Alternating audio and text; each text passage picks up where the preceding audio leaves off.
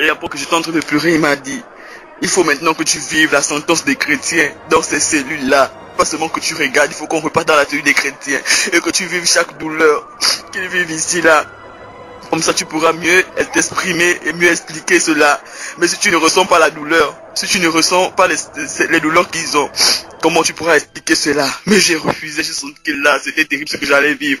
J'ai dit non Seigneur, je ne peux pas vivre ça, même sur la terre, je ne supporte pas les douleurs. S'il te plaît, je ne peux pas vivre ces douleurs, ne me laisse pas, ne me laisse pas, ne me laisse pas. Et il m'a dit, il faut que tu ailles parler aux chrétiens. Il faut que tu ailles parler aux hommes de Dieu. Il faut que tu ailles parler à tous les hommes. Il faut que tu ailles parler à ta famille. Commençons par ta famille. Il faut que tu parles de tout ce que tu verras. Mais pour que tu parles avec efficacité, il faut que tu vives les mots que ceux-là, les chrétiens vivent ici. Et j'ai commencé à me débattre. Je disais, Seigneur, je ne veux pas entrer dans les cellules. Je ne veux pas entrer dans les cellules. Tellement je me débattais que je suis sorti de ce songe épouvantable. C'était horrible. Oh, Karel. C'était horrible, papa. C'était horrible, maman. C'était horrible, tonton JB. C'était horrible. Horrible, horrible, horrible de voir papa, tonton Jean-Pierre là-bas. Horrible de visiter ce lieu. Horrible de vivre cette situation.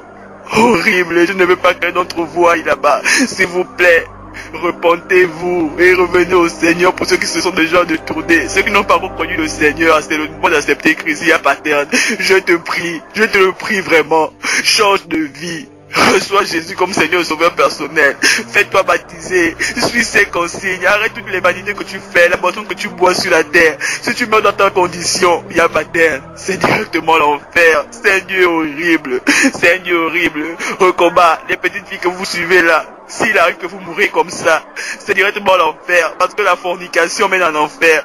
Si vous voulez être dans les relations, s'il vous plaît, vous voulez avoir des rapports sexuels, mariez-vous. Mariez-vous, je vous en prie. Je vous en prie, je vous en prie. Sortez de tout ce qui est vanité. Sortez de la fornication, de l'immoralité sexuelle, des drogues, de l'homosexualité. Sortez de la boisson. Sortez du vin. Le vin que tu bois sur la terre là te rattrape en enfer. Mais ce n'est plus le vin que tu boiras là-bas, c'est de l'acide. C'est de l'acide qui va brûler tout ton corps. Pardon, je vous en prie. Ne voulez pas oublier ce message. Asseyez-vous, écoutez-le bien. Écoutez-le bien et changez de vie. Écoutez-le bien et suivez le Seigneur. Suivez la voix du Seigneur. Écoutez-le bien. Saisissez la grâce de Dieu. Peut-être que c'est la dernière opportunité qu'il nous donne. Le plus difficile, ce ne sera pas de mourir. Ce ne sera pas de voir quelqu'un d'entre nous être détaché de nous. Mais de savoir où tu iras. Il y a deux lieux de destination. Quel sera ton lieu de destination? Si Jésus revient à l'instant où je suis en train de parler, ou si la mort te prend à l'instant où je suis en train de parler, quel est ton lieu de destination? Par rapport à tout ce que tu poses comme action, et tu n'as même pas le temps de demander pardon à Dieu. Toi tu es dans le vin, mais tu rentres ivre le matin, la nuit. Le matin tu t'élèves, tu repars dans tes occupations. Même pardon ne sort pas de ta bouche. Toi tu es là, c'est toi qui connais toutes les femmes du quartier. Mais tu ne sais pas demander pardon à Dieu. Je t'en prie. Sortons de tout ça. Sortons de tout ça. Faites passer le message aux autres. Corinne, Bijou. Faites passer le message à toute la famille. Je ne peux pas écrire à tout le monde. Mais si vous avez l'opportunité de croiser quelqu'un, dites-leur que l'enfer est réel. Que l'enfer est réel. Et que l'enfer est réel. Que l'enfer est réel. Ce n'est pas une blague. C'est une réalité. Je ne peux pas vous décrire, mais c'est une réalité.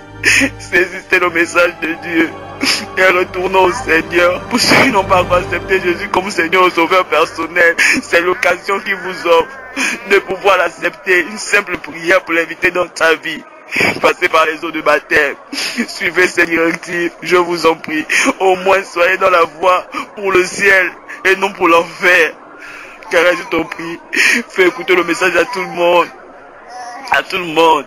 Yazita, je t'en prie, introduisez les enfants dans le Seigneur, ne leur laissez pas vaquer à des choses viles, même les dessins animés, là, vérifiez ce qu'ils suivent, qu'est-ce qu'ils entendent. La Bible déclare que la foi vient de ce qu'on entend. Mais si tu n'écoutes pas la parole de Dieu, ta foi va venir de ce que toi tu vois ailleurs. Regardez, s'il vous plaît, regardez les enfants, amenez-les au Seigneur, conduisez-les dans la voie du Seigneur. J'ai déjà en âge de connaître le bien et le mal. Ici en âge de connaître le bien et le mal. Amenez-les. Dali en âge de connaître le bien et le mal. Amenez les enfants au Seigneur.